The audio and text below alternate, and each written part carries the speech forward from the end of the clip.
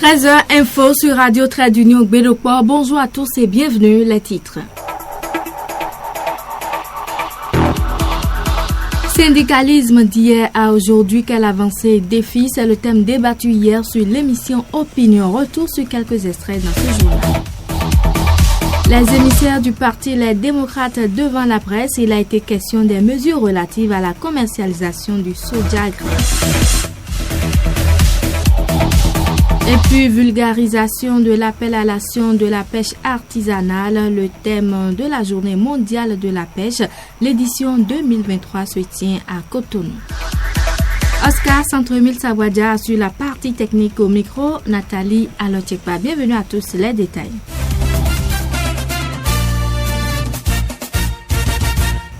À nouveau, bonjour. Syndicalisme d'hier à aujourd'hui, quelle avancée et défi, c'est le thème abordé hier sur l'émission Opinion de RTU. Les acteurs du système éducatif sont unanimes sur le fait que la lutte syndicale a connu assez de progrès grâce aux différentes lois votées. Le secrétaire général national du syndicat national des enseignants du secondaire, technique et de la formation professionnelle du Bénin en parle. Alessandra Djina.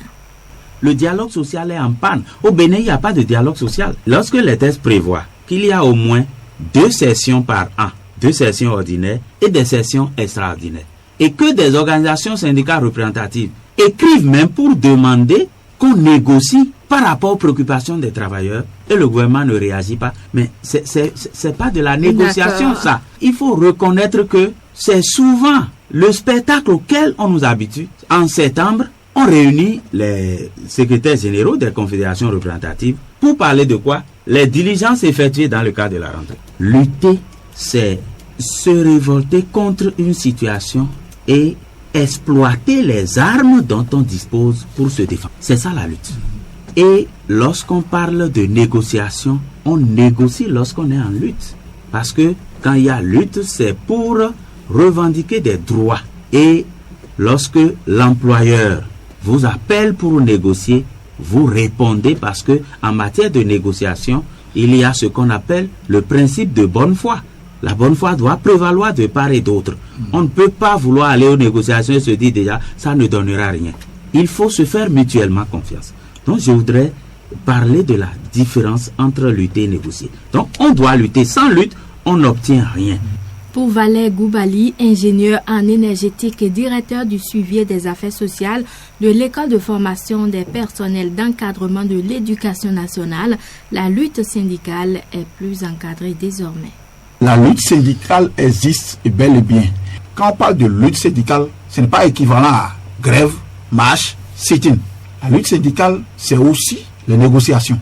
La lutte syndicale, c'est aussi les démarches anticipatives par rapport au gouvernement.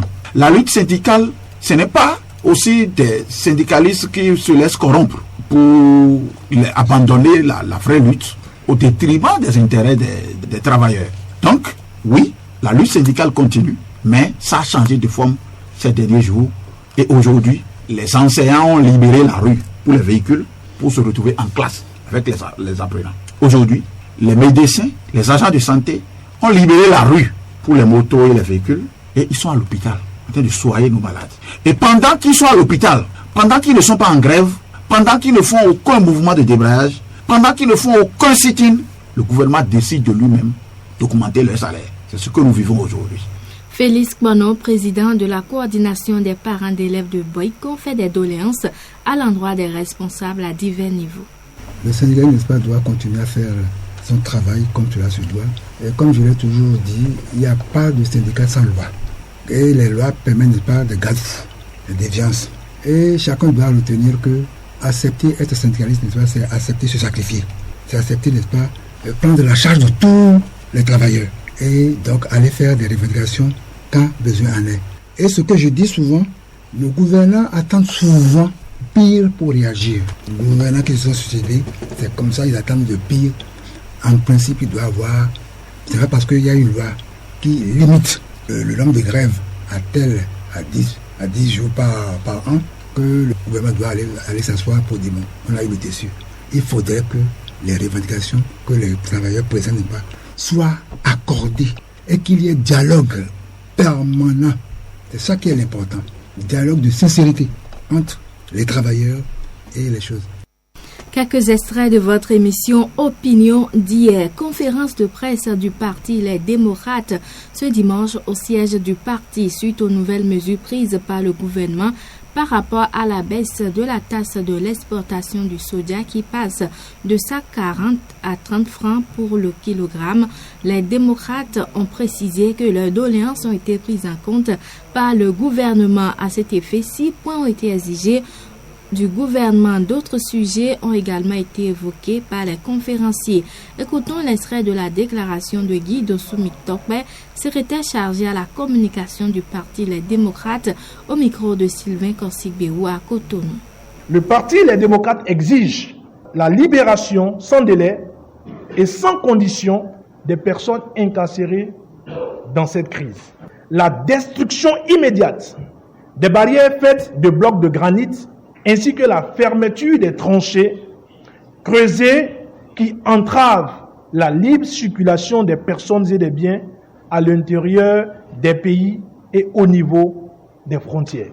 La restitution des moyens de transport saisis, la main levée sur les produits saisis, la mise en place des mécanismes minima de protection des producteurs et enfin le dédommagement des victimes. Le parti Les Démocrates reste déterminé à poursuivre la lutte pour l'obtention des prix justes et équitables au profit des producteurs, assurant ainsi leur capacité à vivre dignement des fruits de leurs efforts.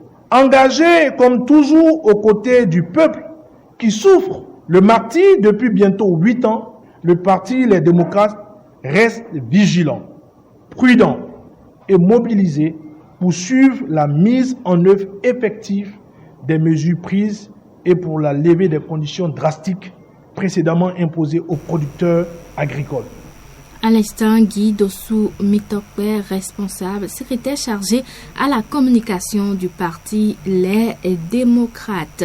Vulgarisation de l'appel à l'action de la pêche artisanale, c'est le thème de la Journée mondiale de la pêche. L'édition 2023 se tient au Bénin. Les participants sont venus des pays de l'Afrique et du monde entier. C'est le ministre de l'Agriculture, de l'Élevage et de la Pêche, Gaston Kossi-Dossoui, qui a procédé au lancement des activités en présence du représentant résident de la FAO au Bénin, Isias Angé Obama Oyana, que nous vous invitons à suivre.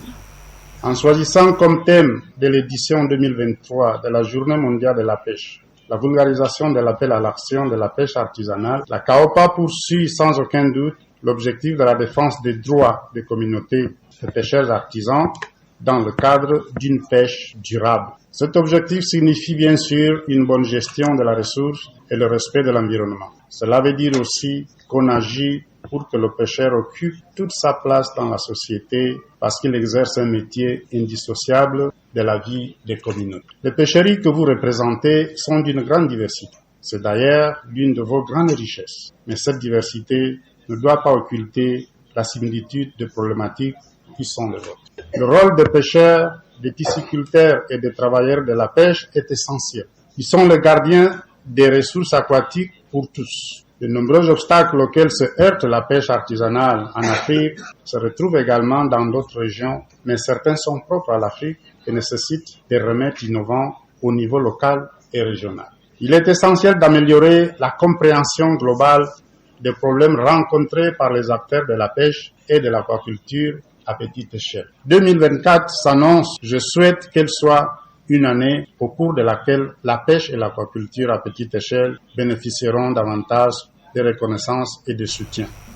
Gaston Kossi-Dossoui, ministre de l'Agriculture, de l'Élevage et de la Pêche, s'est également prononcé à l'ouverture de la cérémonie. Quelles sont les expériences qui ont marché et de quelle manière nous allons partager ces expériences-là? C'est d'abord le dialogue et la capacité de ceux qui ont réussi de pouvoir restituer les chemins utilisés pour aller à cette réussite, tout en exposant de manière claire et transparente les difficultés rencontrées, afin que ceux qui veulent lui emboîter le pas puissent déjà surmonter les difficultés là et aller plus loin que ce que les autres ont eu à faire. Quels sont les mécanismes que nous avons mis en place pour avoir des données comparables d'un pays à l'autre et pouvoir nous mesurer? C'est des questions essentielles ici que nous devons adresser à travers les instruments régionaux pour valoir ce que nous sommes. Mais tout ça, nous le faisons pourquoi? Pour construire des communautés résilientes de pêche et surtout de la pêche artisanale. Construire, c'est le mot, construire des communautés résilientes. Mais c'est la qualité de la gouvernance, le changement de main, le respect des dates, des périodes de gestion de telle chose et le passage de témoins. L'unité et l'unification de nos pensées autour d'un idéal commun pour être de véritables interlocuteurs devant les gouvernements. À l'instant donc, le ministre de l'Agriculture, de l'Élevage et de la Pêche, Gaston Kossi-Dossoui. L'actualité hors de nos frontières. La mission d'observation a rendu leur rapport préliminaire d'observation du premier tour de l'élection présidentielle dans le pays. C'était donc à Madagascar. Micheline Calmiré, ancienne présidente de la Confédération suisse et envoyée spéciale de la secrétaire générale de l'OIF, a déclaré que la mission est préoccupée par la stabilité et la tranquillité de la période post-électorale. Nous l'écoutons. Notre mission a cependant relevé que toutes les conditions d'inclusivité du processus électoral n'ont pas pu être réunies. Comme je l'ai déjà indiqué, certains candidats ayant décidé de ne pas participer à la campagne électorale et au scrutin, réclamant une réforme des institutions en charge de la gestion et du contrôle des élections et exigeaient le report de la date du scrutin. Au regard de ce qui précède et tenant compte de la nécessité de préserver la stabilité, la sécurité et la paix à Madagascar, nous appelons toutes les parties prenantes à contribuer au rétablissement de la confiance entre elles et au renforcement de l'état de droit. En RDC, la campagne pour les élections générales a débuté hier, mais dans certaines régions de l'est du pays, comme Béni, les rues étaient calmes et la campagne n'a pas vraiment débuté. Certains candidats au scrutin craignent que la situation sécuritaire dans la région impacte le processus électoral. Des précisions avec l'un des candidats joints par nos confrères de BBC. Tout peut arriver à tout moment et on en est conscience. Je sais que tous les candidats en ont conscience et même notre population en a conscience. C'est désastreux de pouvoir savoir que c'est comme ça que nous vivons. Nous vivons la peur au ventre. Chaque jour, on ne sait pas ce sera où la prochaine fois. Mais ça, c'est quand même des situations que nous devons rapidement arranger. Et donc, nous allons battre campagne. Nous n'avons pas le droit de ne pas le faire. Nous allons discuter avec nos populations. Tenant compte du danger qui nous guette, je vous ai dit que ça pouvait arriver à tout moment et à n'importe qui, mais on va le faire. Voilà, ce sera tout pour cette édition du Journal Palais sur RTU Bédoport. Oscar Centremille Sabadja a assuré la partie technique. Présentation Nathalie Alochikpa. Merci de nous avoir suivis.